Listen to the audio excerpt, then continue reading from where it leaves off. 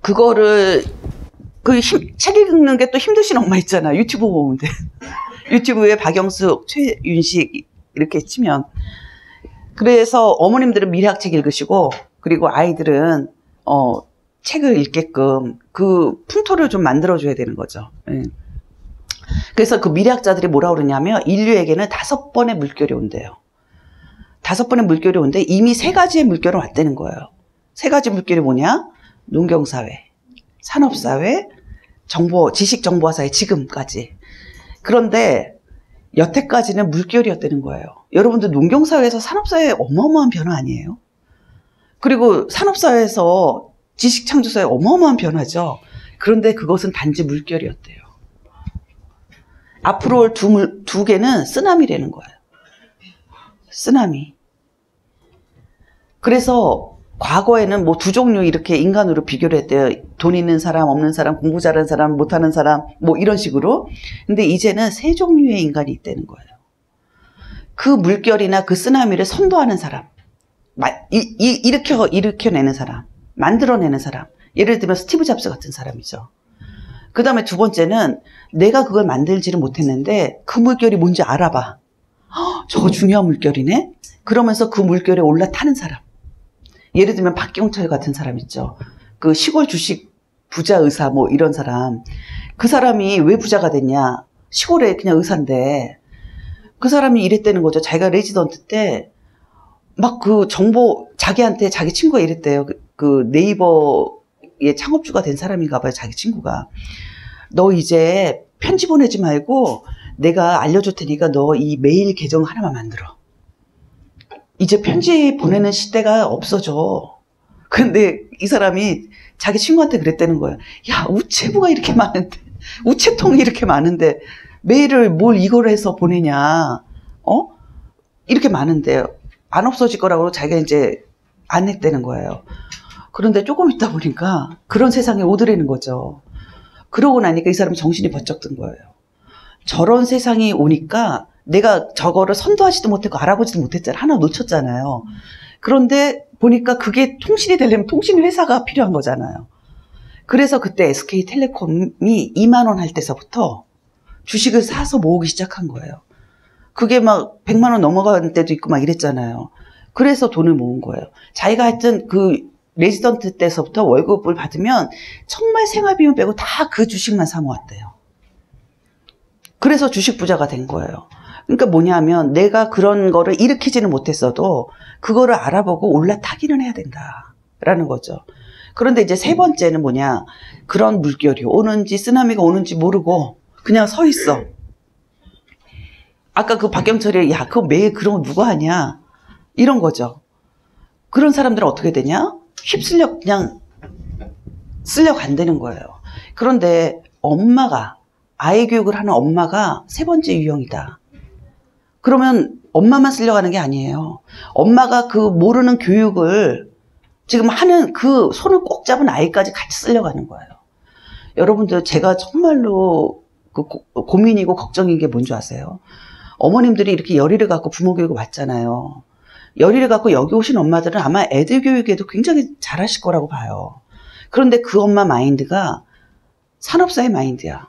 공부 잘해서 너 성적 잘해서 서울대 가면 네 인생 펴져? 안 펴져요. 지금 서울대도 40%밖에 취직을 못해요. 그리고 왜 기업에서 그 아이들을 기피하냐. 공부만 너무 해가지고 사람 마음 읽는 그 능력이 떨어진다는 거예요. 조직에 같이 이거 협동도 못하고 자기만 알고 그렇다는 거예요. 그러니까 그렇게 저희 아이 회사와 같이 지금 뜨는 회사인데도 학력 불문을 하잖아요. 그냥 니네들이 창의력만 있으면 와서 일해. 우리가 돈은 다 대줄게. 우리 작은 아이는요, 한 끼 15,000원 이상을 먹어야 돼. 식사를. 회사 규정이. 꿈의 직장 아니에요? 그 1년에 한 번 300만 원 주고 외국 여행 갔다 오라고 그러고. 예. 그런 거예요. 그리고 한 달에 한 번씩 10만 원 주면서 가서 좀 어디서 놀다 와 이러고. 그런 회사가 있어요. 근데 그 회사, 우리 아들이 그 회사는 지금 나와서 다른 데 더 갔는데 그 회사 주식 상장하면 자기도 살 거라고 막 그러더라고. 예. 그러니까는 그래요. 그래서 지금은 과거의 그런 인재를 원치를 않아요. 그리고 어머님들이 이런 교육을 해가지고 아이를 인재로 키웠다. 만약에 뭐 대기업에 들어갔다. 그러면 그 아이는 어떤 인재냐면 대체 인재라고 그래요. 대체 인재. A군도 되고 B군도 되고 A양도 되고 B양도 되고 핵심 인재가 아닌 거예요. 그래서 어느 정도 쓰다가 45세 되면 나가라는 거예요. 왜? 45세 이상이 되면 이사급 되면 월급도 많아지고. 예. 그래서 빨리 이사 되는 것도 사실은 안 좋다고 그러잖아요. 늦게 가야 좋다는 거 아니에요. 그런 거예요. 그래서 세 종류의 인간이 있고, 그게 얼마나 웃긴 얘기인가 한번 이것 좀 보세요. 산업혁명 때 증기선이 나와가지고 막 석탄 때는 배가 막 대서양을 누비는데 그 시대의 흐름을 느끼지 못한 범선 주들이 뭐라고 그랬냐면, 야, 어떻게 석탄으로 배가 가냐.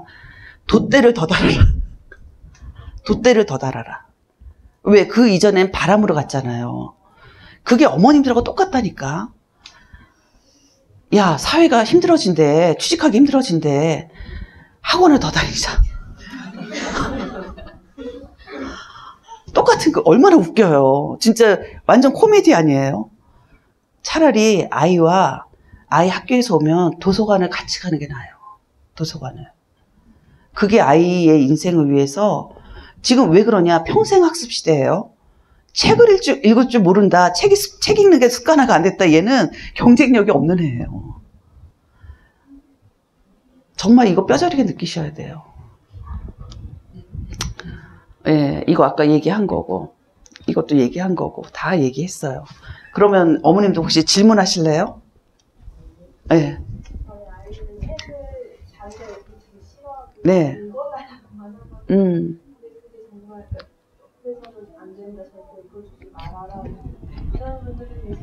누가 그래요? 누가?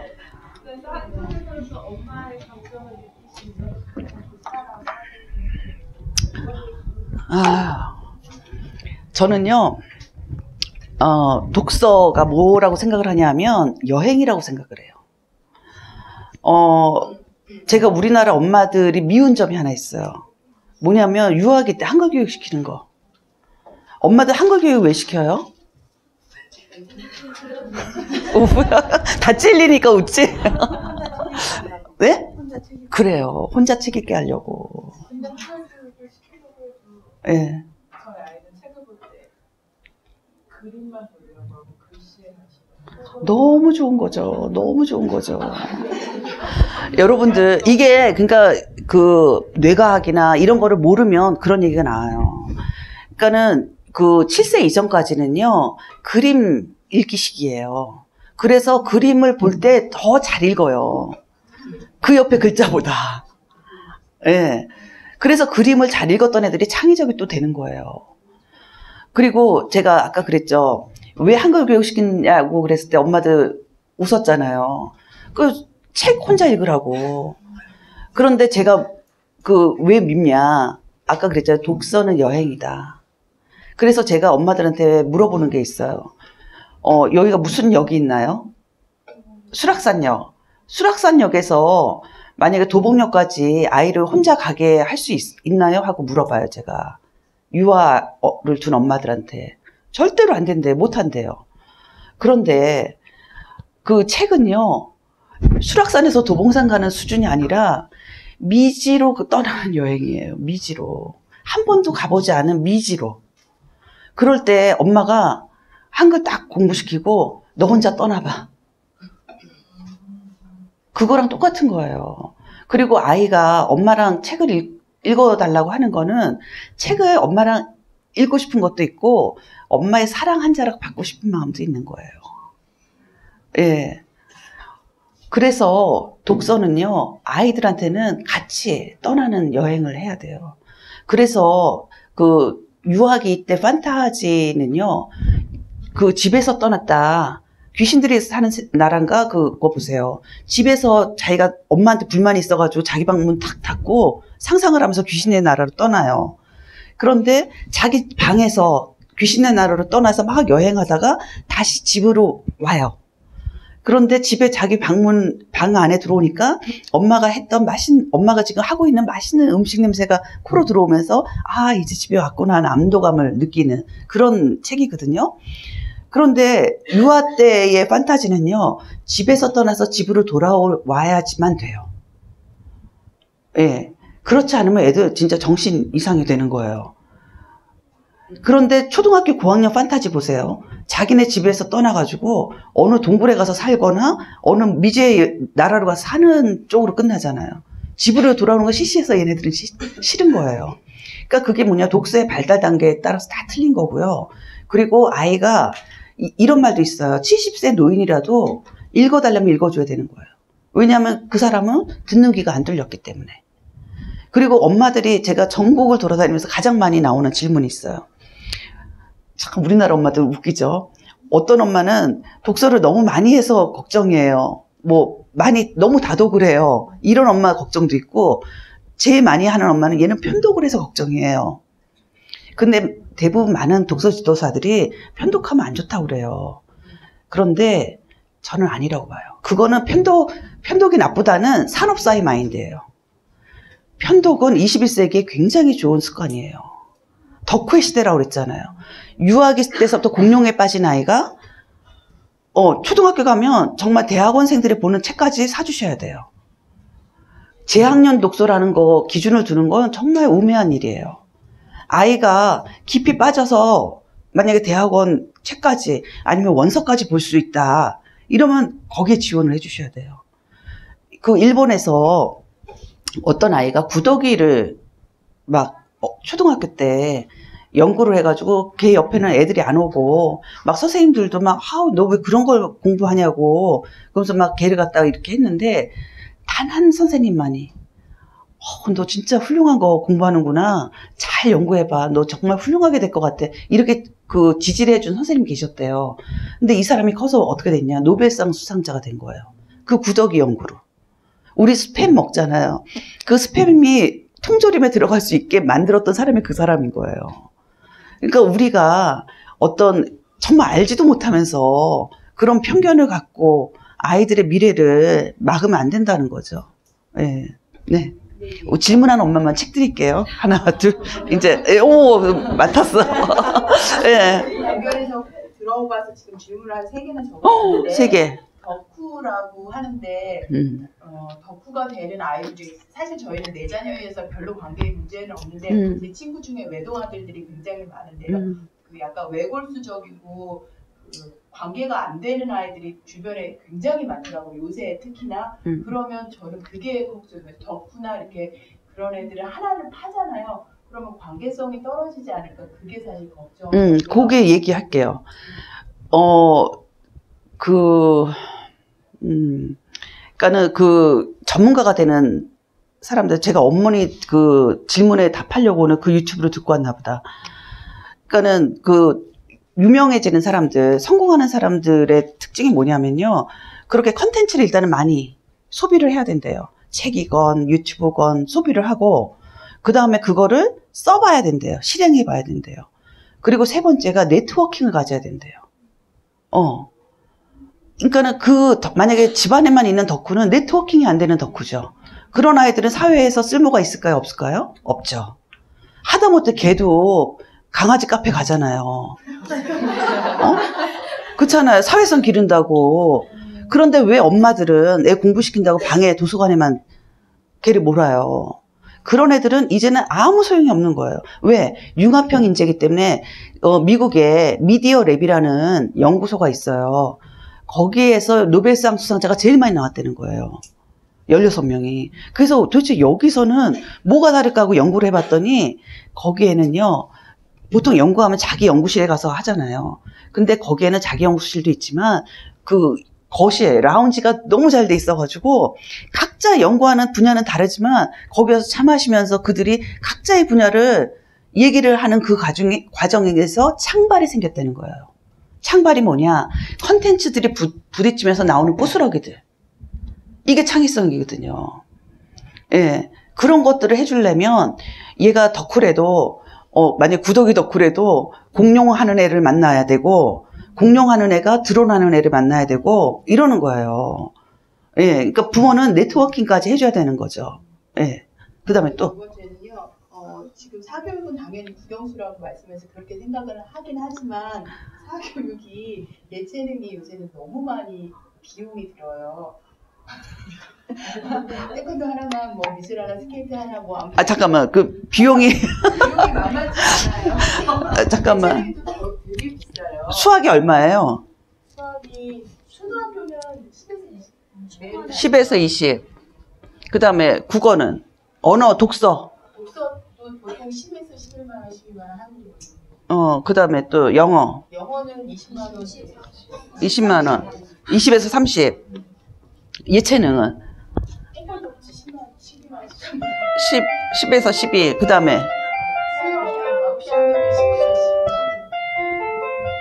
음악은 음악은 더 되지. 15만 원, 20만 원.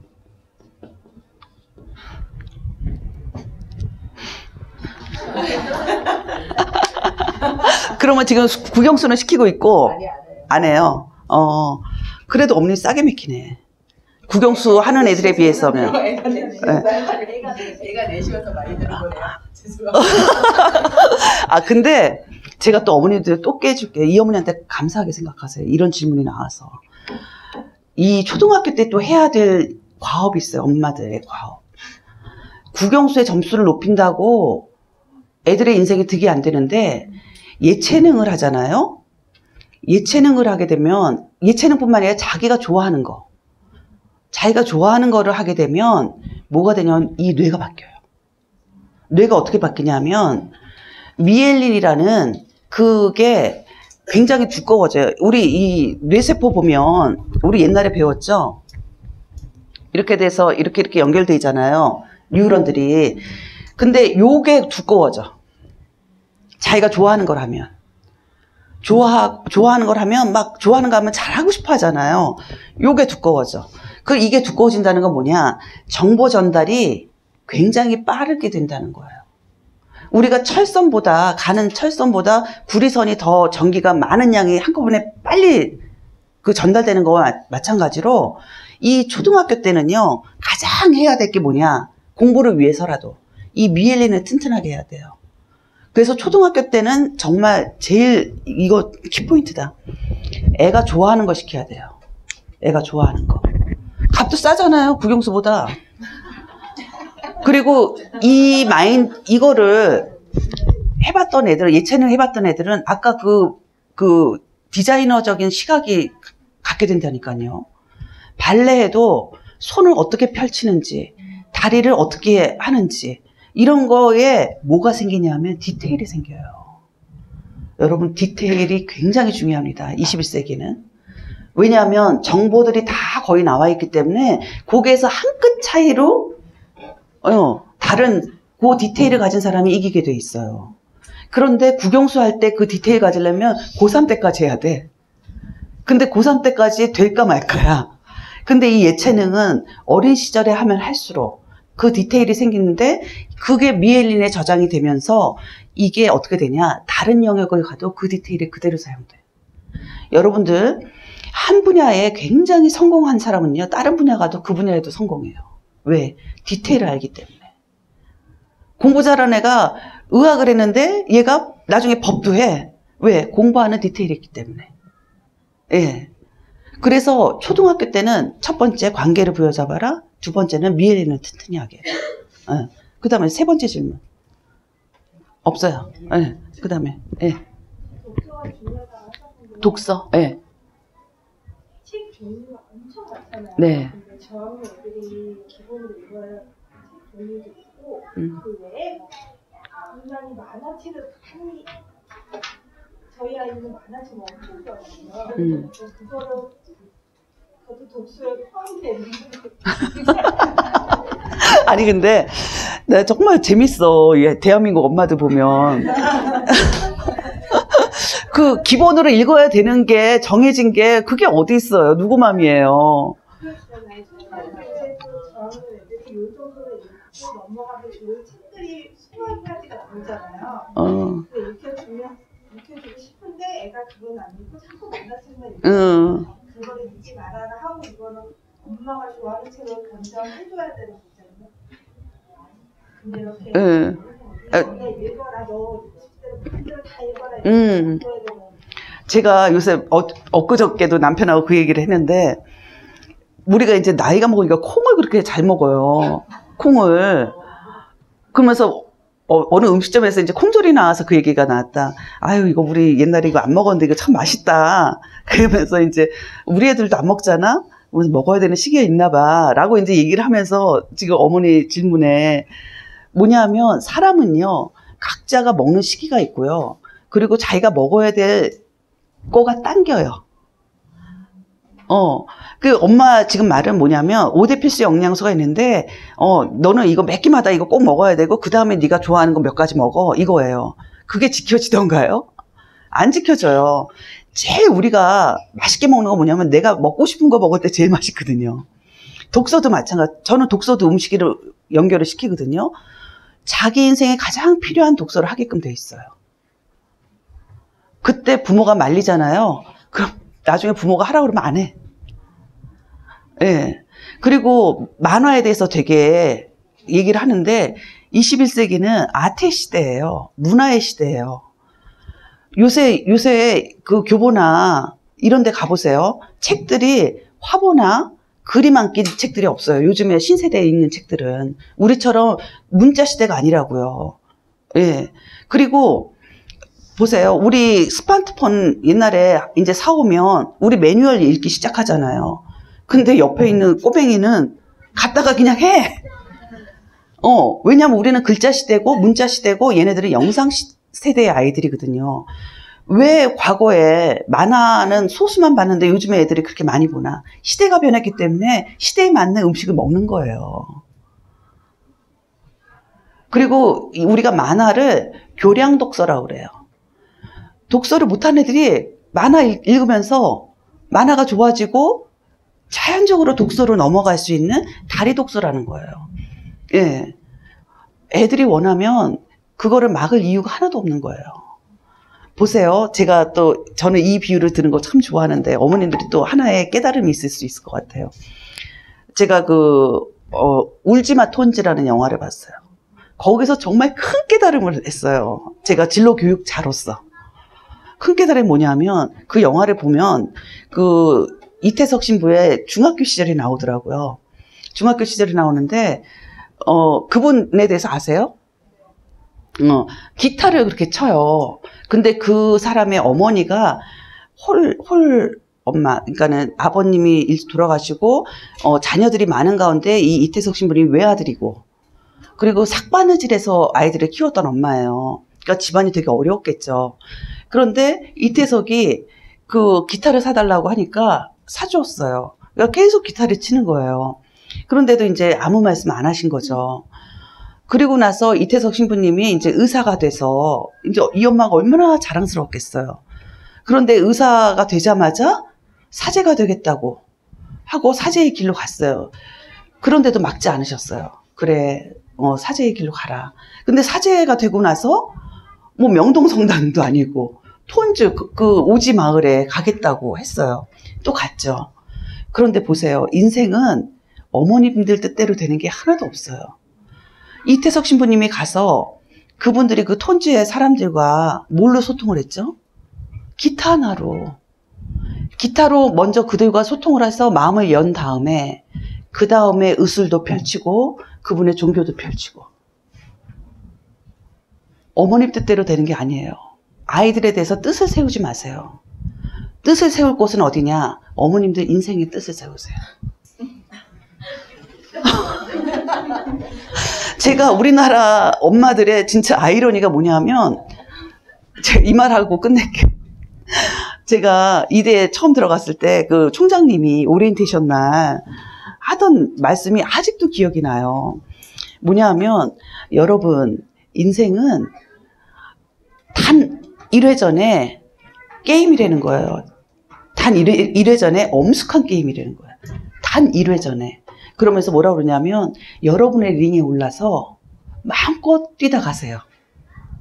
우리 학교가 지원을 해드리겠습니다. 딱 이러는 거예요. 근데 그 말이 이 19살 소녀의 마음을 막 울리는 거예요. 그래, 내가 여기서 열심히 뛰면 날 지원해주겠다고 한번 뛰어보자. 막 이런 막 불끈 쥐게 되는. 그래서 저는 그때 그 감동으로 나는 우리 아들 둘을 그렇게 키웠거든요. 니네가 정말 니네 링에 올라서 니네가 정말 좋아하는 곳에서 한바탕 놀다 가라. 엄마가 지원해줄게. 이거였거든요. 그런데 그런 마음으로 애들을 키웠어요. 그러니까 자기네들 막 자기 하고 싶은 거 다 했거든요. 그런데 이상하게 우리 대한민국은 우리나라 엄마들은 아이의 링에 올라가서 자기가 뛰어. 이런 아이러니야. 그래서 저는 엄마들한테 그런 거, 당신이 뛰어. 당신 링에서. 애 링에는 애가 모르게 하고. 그게 정상 아니에요. 그러니까 애링에 애가 못 오르니까 애 자살하고 또 그걸 보지 못해서 또 엄마 막 병들고 이렇게 되는 거예요. 그래서 이제는 우리가 좀 아이를 키우는 게 어떤 건지, 그리고 한 자녀의 엄마가 돼서 아이를 이렇게 지도한다는 게 어떤 것인지, 이게 뭐냐면 아이는 엄마의 말로 교육이 안 된다. 엄마가 행동하는 뒷모습을 보고 교육이 된다는 거예요. 제가 그 사임당의 최고의 교육을 쓰면서 눈물을 흘리며 썼어요. 저도 사임당 이율곡에 대해서 잘 몰랐거든요. 그런데 사임당이 40대 초반에 돌아가셨어요. 그거 깜짝 놀랐어요. 그리고 그 훌륭하게 컸던 이율곡이 16살에 돌아가신 거예요. 그리고 이우는 막내는 10살에 돌아가셨어요. 그런데 제가 뇌과학 공부를 하면서 왜 율곡이 그렇게 훌륭하게 됐는지를 알게 됐어요. 뭐냐면 15세 이전까지만 가르쳐도 되거든요. 15세까지. 15세까지는 어떻게 가르치냐 하면 부모가 하는 뒷모습을 보고만 가르치면 돼요. 그러니까 부모가 너 공부 열심히 해야, 독서해야 돼, 이게 아니라 그냥 묵묵히 앉아서 엄마가 책을 보고, 그리고 묵묵히 앉아서 어떤 공부를 하고, 이 엄마의 뒷모습에서 자녀들은 15세까지 어떤 뇌의 현상이 일어나냐면 엄마의 뇌의 활성도, 그리고 엄마가 하는 열정, 엄마가 삶을 대하는 태도, 이런 것들이 그대로 전사된다는 거예요. 전사, 카피된다는 거예요. 그러니까 이런 거죠. 경비 아저씨한테 인사 잘해? 이런 거 갖고는 교육이 안 된다는 거예요. 내가 먼저 안녕하세요 했을 때 카피가 된다는 거예요. 그리고 그게 8세 이전까지는 100% 카피되는 거예요. 그래서 저는 아이들한테 참 감사했어요. 아, 그래도 초보 엄마로 니네 엄마가 되는데 8세까지는 유예 기간을 주는구나. 내가 사람 될 기간을 주는구나. 이런 생각이 들었었거든요. 그래서 어머님들 오늘 이렇게 교육 오셔가지고 많은 가슴에 울림? 그런 게 있으셨을 것 같고, 그리고 이제 어머니됨의 역할에 대해서 좀 진지하게 생각해보는 하루가 되셨으면 합니다. 수고하셨습니다. 네, 그리고 제가 유튜브에 백은영 치면 백은영하고 백은영 다중지능 치면 백은영 다중지능에 대한 게 한 10개 정도 있고요. 그 다음에 백은영 독이 되는 부모, 득이 되는 부모, 그거 강의 한번 들어보세요. 참 좋아요. 그거 한 2시간짜리 있거든요. 그거 한번 들어보시고, 그리고 이제 얼마 안 있으면 제가 유튜브 개설할 거예요. 개국하면 그때 이제 백은영 TV 정도로 하지 않을까? 예, 해요. 근데 하나만 물어보죠. 제가 요새 컨셉을 잡느라고 아직 시작을 못 했는데, 그러니까 진로교육, 저는 진로교육하고 부모교육 이런 거를 이제 테마를 잡아서 이제 하는 거 하나랑, 또 하나는 제가 이제 농사를 지면서 드는 그게 교육학하고 연결되는 게 있어요. 예를 들면 이런 거죠. 제가 농사를 지면서 처음으로 느꼈던 게 뭐였냐면, 내가 상추를 잘 키우고 싶은데 물 주고 그 다음날 가보면 뭐가 더 커요? 잡초가 더 많이 커 있는 거야. 그리고 또 비가 온 날 다음 날은 또 막 무성해요. 상추를 어디 있는지 찾아봐야 될 정도야. 그래서 그러면서 잡초를 캐면서 아유 이놈의 잡초 이놈의 잡초 하면서 캐다가 갑자기 깨달음이 온 거예요. 뭐냐면 나는 상추를 잘 키우고 싶은데 얘가 더 잘 커. 그러면 얘를 더 잘 키우게 하려면 상추를 뽑아야 되는 거 아니에요. 그 잡초를 주변을 뽑고 나면 상추가 너무 예쁜 거야. 그러면서 아하 그때 깨달았어요. 우리 아이를 잘 키우려면 이 잡초를 빼내야 되는구나. 이 잡초가 뭘까? 아, 내 마음속에 자고 일어나면 무수히 생겨나는 아이에 대한 욕심. 그거를 해야 잘 자라는구나. 그래서 엄마가 욕심을 내려놓는 엄마일수록 아이가 잘 된다. 이런 내용. 그러니까 이게 농사 지면서 하는 내용 있잖아요. 그런 거를 할까? 이쪽은 나요? 가족들의 진로고 뭐 이런 분들 사실 너무 많잖아요. 독특하고 특이하게 되는 세상이니까. 아이고 하나 또 배웠네. 농사 짓는 뭐 교육학자의 뭐 이런 식. 또 메리트를. 아 그래요? 엄마들이 다 느끼는 공통적인 부분인 것 같은데 내가 이렇게 했을 때 자책하고 되게 많잖아요. 그렇게 머리로는 하지 말아야 되는 걸 알고 있는데 행동은 늘 욕심이 앞서거든요. 그런 부분을 잘 상황에 맞게 어루를 달래주고 그거를 삼아서 듣고 위안이 돼서 실천을 하지 않고 근데 자연인을 보면서 우리는 제가 그 최애 TV 프로그램 자연 그러니까 너무 좋아요. 근데 제가 사실은 그 땅을 상속을 받은 거예요. 근데 동생들한테 진짜 익스큐즈 하고 왜냐하면 제가 교육학을 이제 전공하고 여태까지 한 20년간 교육을 하면서 정말 깨달은 게 있어요. 뭐냐면 저는 이제 애 둘은 다 키웠잖아요. 누구 남았어요 이제? 남편은 스스로 잘 크고 있어. 손주가 있어 손주. 근데 정말 걔한테는 최고의 교육을 주고 싶은 거예요. 그 최고의 교육이 자연이었어요. 그래서 제가 동생들한테 정말 미안하다. 나 이거는 꼭 가져야 되겠다 내가. 그리고 동생들한테 그 돈을 주고 제가 해가지고 거기를 우리 아이들 키우는 곳으로 지금 만들고 있어요. 제가 사임당 최고의 교육을 제가 쓰면서 그때 진짜 강한 결심을 했거든요. 예. 그리고 미래학 공부를 하면서 앞으로는 왜 농업이 대세잖아요. 예. 6차 뭐 농업 뭐 이러고 그리고 우리 아이들이 살 길이 그것이다. 라고 생각을 해요. 그리고 제가 사임당을 쓸 때 이 얘기만 하고 끝낼게요. 어떻게 이 사람이 이율곡이 10만 양병설을 주장을 했을까? 왜냐하면 유성룡이라고 아시죠? 유성룡도 이이랑 같은 시대에 굉장히 둘이서 쌍벽을 이루는 그 양반이었는데 이 이율곡은 어떻게 일본이 쳐들어올 거라는 거를 알고 10만 양병설을 주장을 했는데 이 유성룡이 그거를 갖다가 이런 지하에 무마를 해가지고 없어졌다는 거예요. 그래서 우리가 임진왜란을 당했다는 거예요. 그래서 이 두 양반들의 차이는 뭘까? 그거를 연구를 하다 보니까 이거였구나. 뭐냐면 일단은 사임당의 자녀가 6명이었잖아요. 6명인데 또 엄마가 열이 화가네. 직업인이었어요. 물론 그 하인들이 키워준다고는 하지만